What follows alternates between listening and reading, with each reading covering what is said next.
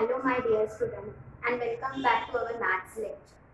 As you already know, we studied about the logical connectives and truth table of all the biological connectives. We solved the exercise basis on that. Today we are going to study about the quantifiers. What is the exact definition of this quantifier? The phrase is quantify the variable in an open sentence is called as a quantifier. Means क्या, एक open sentence में ऐसा word, ऐसे phrases जो आपके variable को quantify करता है, that one will be knowing as an quantifier. इस क्वांटिफायर्स के we are having two types. There are two types of quantifiers, universal quantifier and existential quantifier. Universal quantifier, इसके नाम में इसका मीनिंग आ जाता है. यूनिवर्सल, फॉर ऑल, सबके लिए, for all. We are using this notation. This sign will be verbally saying as a for all. जहाँ पे भी आपके सेंटेंस में आएगा for all, that one will be knowing as an universal quantifier, and this is the mathematical symbol. So similarly, second one is the existential quantifier. Now existential quantifier is for all के लिए universal हो जाता है. तो for some, for one, there exists at least one number. ऐसे सारे words के लिए, ऐसे सारे फ्रेजेस के लिए we are having existential quantifier, and this is the mathematical symbol, or we can say notification for there exists. Verbally we can say there exists. For an example, suppose we are having a equation, quadratic equation. For any quadratic equation we are having two values of x. Okay, two distinct real numbers. इस two distinct वो quadratic equation किसी दो values के लिए ही true होगा. तो there exist two values of x which satisfy the quadratic equation. Okay, and for all the real numbers, for all the natural numbers, तो वहां पे क्वांटिफायर्स क्या जाएगा, for. इसी बेसिस पे जहां पे हम लोग ये स्टेटमेंट में, हम लोग ये ओपन सेंटेंस में ये क्वांटिफायर्स यूज करते हैं, तो वो ओपन सेंटेंस में जब भी क्वांटिफायर यूज होगा तो वो ओपन सेंटेंस स्टेटमेंट में कन्वर्ट होगा. That open sentence will be consider as a statement, और ऐसे स्टेटमेंट्स को we can say the quantifier statement, quantified statements. These are the quantifiers, universal quantifier and existential quantifier. और जब भी open sentence में हम लोग इनमें से कोई क्वांटिफायर यूज करते हैं तो वो सेंटेंस स्टेटमेंट बन जाता है. वो कोई भी ट्रू या फॉल्स वैल्यू डिनोट करता है, और वैसे स्टेटमेंट्स को we are saying quantified statements. तो यहाँ पे हमारा बेसिक क्लियर हुआ क्वांटिफायर्स क्या है और क्वांटिफाइड स्टेटमेंट्स क्या है.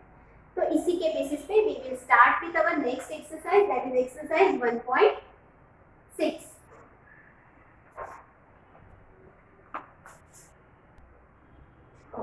Now, इसी basis पे we are going to start with our next exercise. Our first question is use quantifiers to convert each of the following open sentences defined on n. Defined on n means on the natural number. आपके जो भी सारे statements होंगे वो valid for the natural number n into a true statements. Means आपको open sentence दिए गए हैं, आपको इसको जो भी सुटेबल क्वांटिफायर है इन दोनों में से जो भी यहाँ पे ट्रू वैल्यू देगा.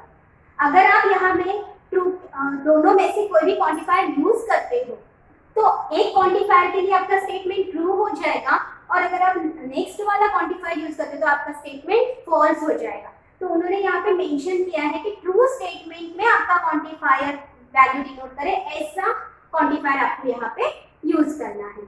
Now see, our statement is, or our sentence is x square plus 3x minus 10 is equal to 0. Till now it is a sentence, open sentence. Whenever we are using the quantifier, then it will be considered as a statement and it will having a true or false value. Okay. Now, इस quadratic equation के लिए मेरे पास दो quantifiers है, तो for all quantifier use करके ये statement true होगा या for there exist quantifier use करके ये स्टेटमेंट ट्रू होगा, वो हमें फाइंड आउट करना है. Now for all the values of x ये स्टेटमेंट वैलिड है, ये सेंटेंस वैलिड है. Means for the all values of मेरे इक्वेशन का वैल्यू 0 आएगा सारे नेचुरल नंबर के लिए, नेचुरल नंबर भी नो, सारे countable numbers from 1 to uncountable number तक, जो भी सारे काउंटेबल नंबर्स है आपके, वो सारे नंबर्स इंफिनिटी तक, उसके लिए आपके इस इक्वेशन का नंबर वैलिड होगा क्या? नहीं। क्यों? क्योंकि ये क्वाड्रेटिक इक्वेशन है, जब हम इसको सॉल्व करेंगे तो हमें x के दो वैल्यूज मिलेंगे, जिस वैल्यूज के लिए ये इक्वेशन वैलिड होगा। ओके, तो मैक्सिमम कितने वैल्यूज होंगे? क्वाड्रेटिक इक्वेशन पावर 2 है तो 2, तो मैक्सिमम 2 वैल्यूज के लिए जब ये इक्वेशन क्वाड्रेटिक इक्वेशन वैलिड होगा, तो यहाँ पे मैं for all the values of x use कर सकती हूँ क्या quantifier? No, there exist some values of x which satisfy the condition। तो मेरा आंसर कैसे आएगा? I am using their exist existential quantifier, मैंने नोटेशन यूज किया देयर एग्जिस्ट, कौन सा नंबर? x। कैसे नंबर? कौन से? बिलोंग्स टू नेचुरल नंबर, क्योंकि मुझे क्वेश्चन में ही बताया गया है कि you have to find out for a set defined on a natural number, तो देयर एग्जिस्ट सम x, इसका मीनिंग ये है there exist some number x, क्योंकि मेरा वेरिएबल क्या है यहाँ पे? x।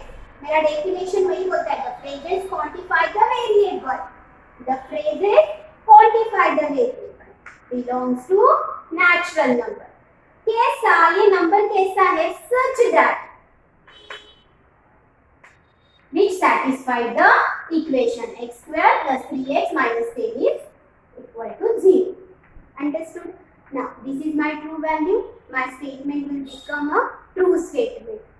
There exists some x belongs to natural number such that which satisfy the given equation. अगर यहाँ पे मैं क्वांटिफायर यूज करती for all x belongs to natural number, ये इक्वेशन लिखी थी, तो वो ट्रू स्टेटमेंट होता था क्या? नहीं। सारे वैल्यूज के लिए x के मेरा इक्वेशन ट्रू है क्या? नहीं, तो वो स्टेटमेंट क्या बन जाता था? फॉल्स। तो ट्रू स्टेटमेंट के लिए मेरा राइट क्वांटिफायर कौन सा है? There exist. Did you clear? Now come to the next question. We are having here next question like n square greater than और इक्वल टू 1। यहाँ पे ये स्मॉल n है, this denoted as a number variable, और यहाँ पे जो मेरा कैपिटल N है वो मुझे क्या कर रहा है? Set of natural number. Now यहाँ पे क्वेश्चन में क्या दिया है? ऐसा नंबर जिसका स्क्वायर ग्रेटर देन और इक्वल टू 1। नाउ सी, सारे नेचुरल नंबर में, नेचुरल नंबर कहाँ से स्टार्ट होते हैं? 1 2 3 up to infinity. Okay, now सारे नेचुरल नंबर का स्क्वायर आप करोगे, 1 से स्क्वायर करोगे तो 1 का स्क्वायर 1 इक्वल टू 1 आया, 2 का स्क्वायर 4 ग्रेटर देन 1 है, 3 का स्क्वायर 9 ग्रेटर देन 1 है, 4 का स्क्वायर 16 ग्रेटर देन 1 है। मींस आप कोई भी नेचुरल नंबर लोगे तो उसका स्क्वायर आइदर इक्वल टू 1 आएगा या ग्रेटर देन 1 आएगा। यस, कंडीशन वैलिड है, इक्वल टू और greater than. Means for all the natural numbers my condition is true, और मुझे यहाँ पे ट्रू स्टेटमेंट के लिए क्वांटिफायर यूज करना है। अगर मैं यहाँ पे क्वांटिफायर यूज करती हूँ there exist some natural number, तो किसी एक ही नेचुरल नंबर के लिए ये कंडीशन वैलिड है क्या? नहीं, यहाँ पे सारे n के वैल्यूज के लिए, सारे नेचुरल नंबर्स के लिए मेरा कंडीशन क्या हो रहा है? ट्रू। तो मैं यहाँ पे कौन सा क्वांटिफायर यूज करूंगी? For all n belongs to natural number, my small number n denotes the numbers, capital N denotes the set of natural number. For all n, this is the variable, for all n belongs to natural number. कैसा? n square such that n square greater than or equal to 1. Clear? Means सारे n के values के लिए my n square is always positive and greater than or equal to 1. ये हमने पढ़ा है condition, वो satisfied करा है। अभी आपने यहाँ पे ना दोनों आंसर्स में एक चीज नोट की होगी, whenever I am using there exist का क्वांटिफायर, तो मैं यहाँ पे लिखती हूँ कंडीशन से पहले such that there exists some x belongs to n such that satisfies the condition. But whenever I am written down for all n belongs to n, I am giving you comma and which satisfies the condition. ये इसका basic format है। There exists के लिए we are written down such that and then write down the condition. For all के लिए हम लोग comma देंगे और बाद में कंडीशन लिखेंगे तो वो रीडेबल प्रॉपर्ली होगा. Clear? Now come to the third one. y plus 4 greater than 6. Now y plus 4 greater than 6. सारे y के वैल्यूज के लिए ग्रेटर देन 6 नंबर आने वाला है नेचुरल नंबर के लिए. लेट्स हम लोग स्टार्ट करते हैं. y is equal to 1 natural number. 1 plus 4 5 greater than 6 है. 2 plus 4 ग्रेटर देन 6 है नहीं, इट इज इक्वल टू 6. हाँ, if I am taking 3 plus 4 then it is greater than 6. 7 means answer. Means यहाँ पे क्या है? The values of y is equal to और y is equal to 3 और greater than 3 के नेचुरल नंबर्स के लिए मेरा कंडीशन वैलिड है, ट्रू है. But y is equal to 1 और 2 ये भी तो नेचुरल नंबर है, तो 1 और 2 के लिए ये ग्रेटर देन आ रहा है क्या? नहीं. मींस ये सारे y के वैल्यूज के लिए कंडीशन वैलिड कर रहा है क्या? ट्रू हो रहा है क्या? नहीं. Some values of y will satisfy the condition. Some values of y means there exists some values of y which satisfy the condition. तो for all का quantifier आएगा क्या? नहीं, वो false हो जाएगा अगर मैं for all का quantifier यूज करूँगी तो मुझे यहाँ पे true statement के लिए कौन सा quantifier यूज करना पड़ेगा? There exists some y belongs to natural number. There exists some y belongs to natural number. कैसे? Such that y plus 4 greater than 6. Means there exists some y which satisfy the condition, not all y. Clear? Now, इसी exercise का first question हमने finish किया है. Come to the second one. हमें question में दिया है if b is equal to if b is the set of 2, 3, 5, 6, 7. These are the numbers. Determine the truth value of each of the following. उन्होंने हमें B set दिया है. B set consist of the element 2, 3, 5, 6, 7. इसके basis पे उन्होंने हमें statements दिए हैं with the quantifiers and we have to find out whether the given statements are true or false. First statement is for all x belongs to B. For all x elements belongs to the set B such that x is a prime number. Now B set में कौन से numbers है? कौन से elements है? 2, 3, 5, 6, 7. For all the values of B X. सारे x के ये जो वैल्यूज है बी सेट के, ये सारे प्राइम नंबर है क्या? Sir that x is a prime number. Consider x is equal to 2. 2 is a prime number. Yes. Consider x is equal to 3.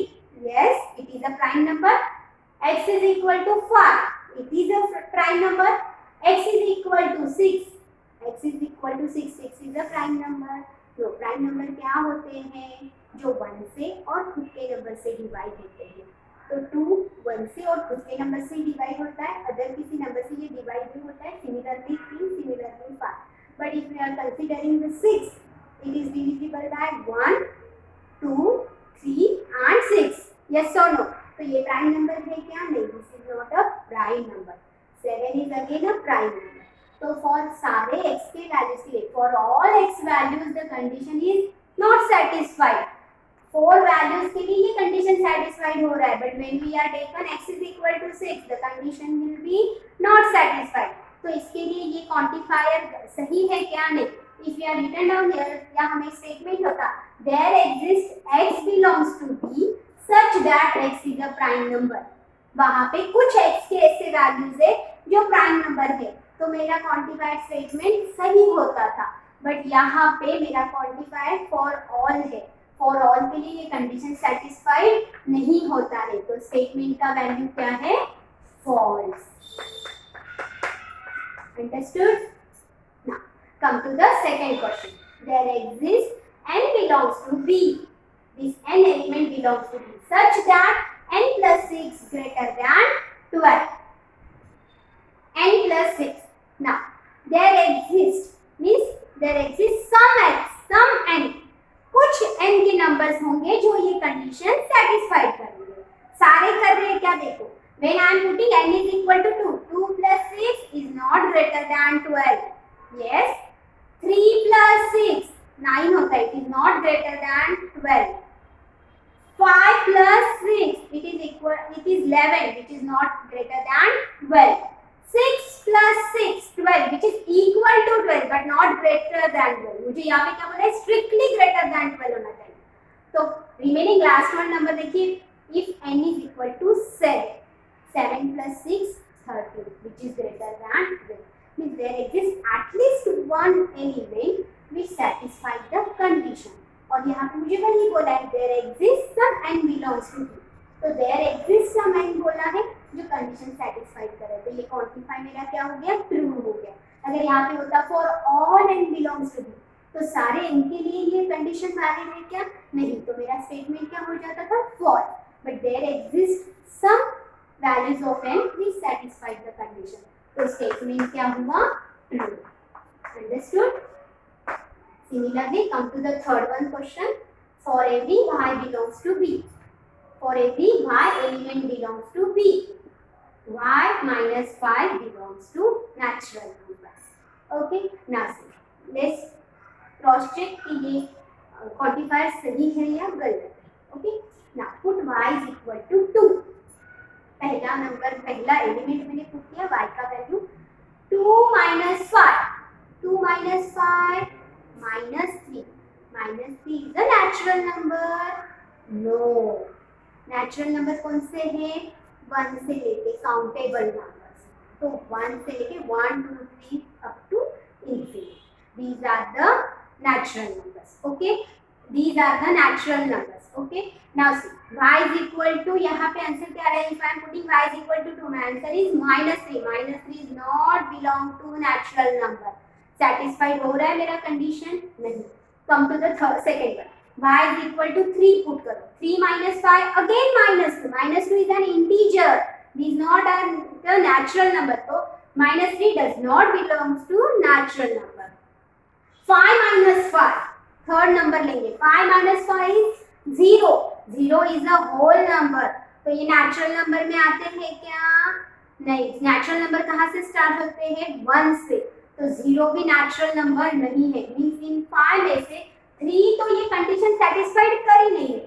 6 में आओगे तो 6 minus 5 1 belongs to natural number, 7 minus 5 2 belongs to natural number. Means खाली ये दो elements मेरा ये condition satisfied कर रहे हैं.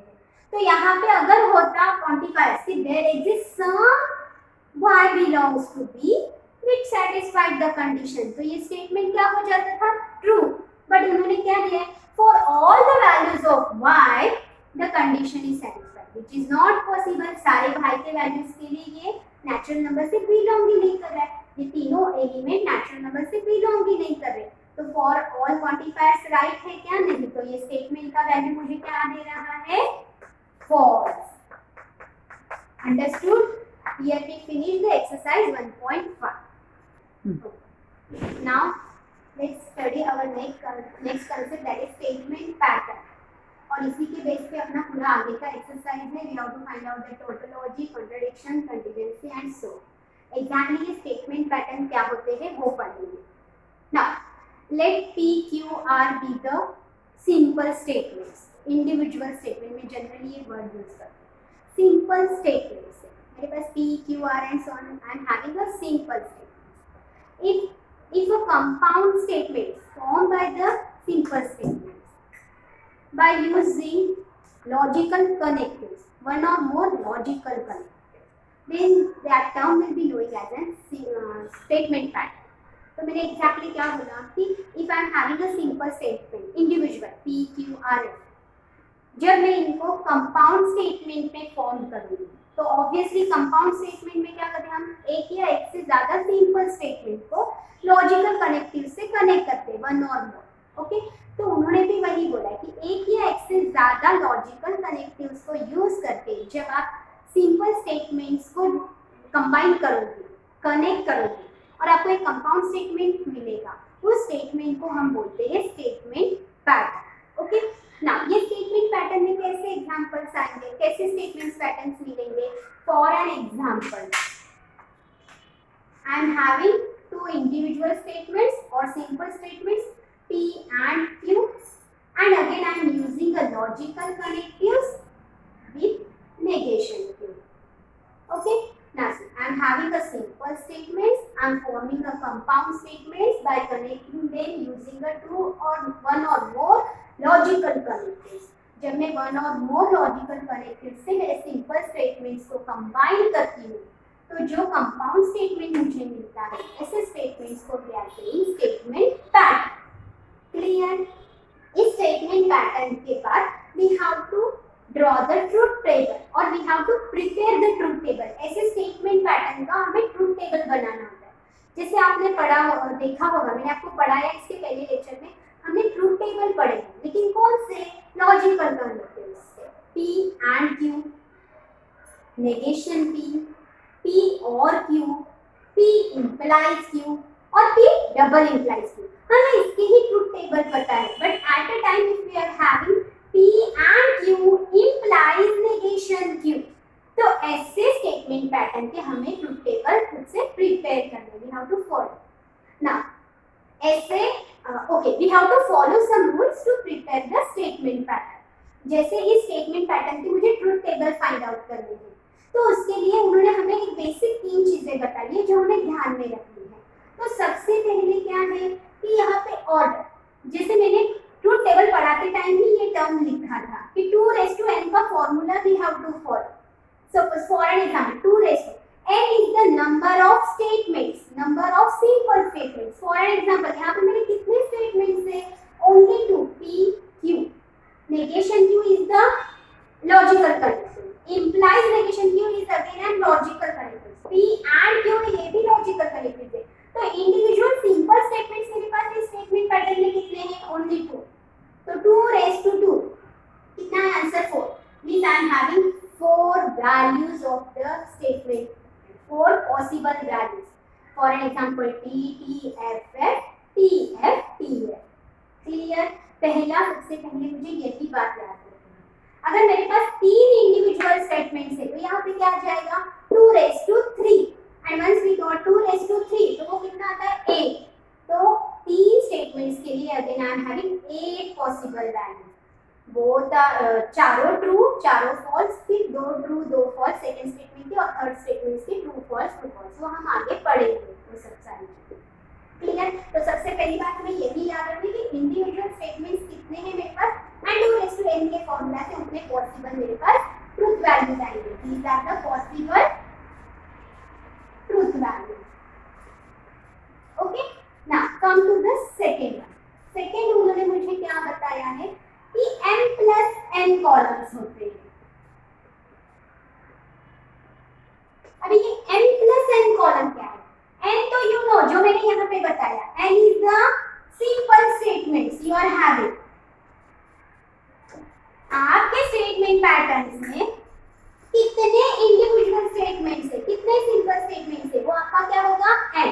और n is the logical connectives. Clear? ना m क्या होगा? अभी इस स्टेटमेंट पैटर्न में मेरे कितने लॉजिकल कनेक्टिव्स है? 1 2 and 3. और कितने इंडिविजुअल स्टेटमेंट्स है? Simple statements p and q. तो n मींस इंडिविजुअल स्टेटमेंट्स कितने हुए? 2. m मींस लॉजिकल कनेक्टिव्स कितने हुए? 3. तो 3 plus 2 मेरे इस स्टेटमेंट पैटर्न से कितने कॉलम्स आएंगे? 5. फिफ्थ कॉलम में मुझे इसके ट्रूथ वैल्यूज मिलेंगे. ये मेरा बेसिक कांसेप्ट है. क्लियर? m plus n का फॉर्मूला, लॉजिकल कनेक्टिव्स काउंट करो, स्टेटमेंट नंबर इंडिविजुअल स्टेटमेंट्स देखो, दोनों को ऐड करके उतने कॉलम्स आपके आने चाहिए, तो आपका आंसर राइट ही जाएगा. आपका ट्रूथ टेबल जो आप प्रिपेयर कर रहे हो वो राइट ही जाएगा. And third one, parenthesis is necessary. Okay, means क्या? Suppose I am having negation p and q. इस ट्रूथ स्टेटमेंट का मुझे ट्रूथ वैल्यू फाइंड आउट करना है, बट अगर मैंने इसकी जगह पे नेगेशन p and q का ट्रूथ टेबल फाइंड आउट किया, तो these both are different. Negation p and q का ट्रूथ टेबल मेरा डिफरेंट आएगा, नेगेशन p एंड q का मेरा ट्रूथ टेबल अलग आएगा. आर नॉट सेम मींस आपको ये रूल फॉलो करने हैं. यहाँ पे ये logical truth table find out करना है तो सबसे पहले मुझे क्या करना पड़ेगा, इंडिविजुअली नेगेशन की फाइंड आउट करना पड़ेगा और फिर एंड के साथ उसका टेबल फाइंड आउट करना पड़ेगा। बट यहाँ पे मुझे पी एंड क्यू की वैल्यूज फाइंड आउट करने के पड़ेंगे और फिर उसका नेगेशन फाइंड आउट करना पड़ेगा। तो आपके ये जो राइटिंग के फॉर्मूलाज के ब्रैकेट के रूल्स है वो आपको अच्छे से ध्यान में रखने हैं। क्लियर ना, ये तीन चीजें आप याद रखोगे तो आप किसी भी स्टेटमेंट पैटर्न का ट्रुथ टेबल प्रिपेयर कर सकते हो। वंस आपको किसी भी स्टेटमेंट पैटर्न का ट्रुथ टेबल ड्रॉ करने आया तो उसके बाद you are having a 3 types. कैसे? First is the tautology, second contradiction and third one is the contingency. अभी ये क्या होते हैं? एक बार आपने इस स्टेटमेंट पैटर्न का ट्रुथ टेबल प्रिपेयर कर लिया, आपने पूरे ट्रूथ वैल्यूज फाइंड आउट करके आपको एक लास्ट कॉलम इस स्टेटमेंट पैटर्न का मिल गया। तो इस लास्ट कॉलम में, इस स्टेटमेंट पैटर्न में अगर सारे ट्रूथ टेबल के वैल्यूज आपके ट्रू आते हैं, T T T T T, then that statement pattern will be knowing as a tautology, true value, all the true values। अगर इस स्टेटमेंट पैटर्न के लास्ट कॉलम के सारे वैल्यूज आपके फॉल्स आते हैं, F F F, if all the values are false, f f f f f, then the statement pattern will be considered as a contradiction। and similarly अगर इस statement pattern के values में आपके neither all true nor false, सारे true भी नहीं आ रहे, सारे फॉल्स भी नहीं आ रहे, mixture of true false, T F T T F F, then ऐसे मिक्सचर केसेस में आप क्या बोलोगे, it will be considered as a contingency, the statement pattern will be consistency, and on the basis of that we will solve the